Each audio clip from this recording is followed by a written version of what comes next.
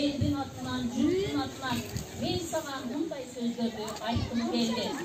Ертең менен ерте тұрып, адамзаттай бақыт емес, бүт алаңға нұрын шашқан, күн нұрынан сұрап берем мен саған, күн нұрындай жылулықты.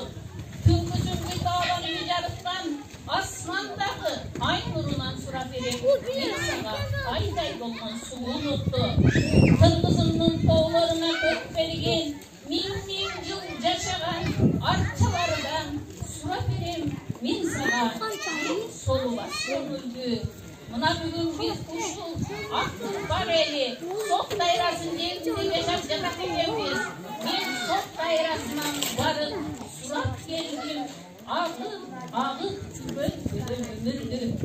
Сен жоғарғы советке депутат болып қалсаң, елің үшін, жерің үшін, жігіт деген намысыңды ақтаған, қырғыз елі даттаған, ушундай бір жігіт болғын, сенің жігіт деген атын екі сөз менен айтатыпын, сөзгө ылайык болмаған жігіт болғын балам.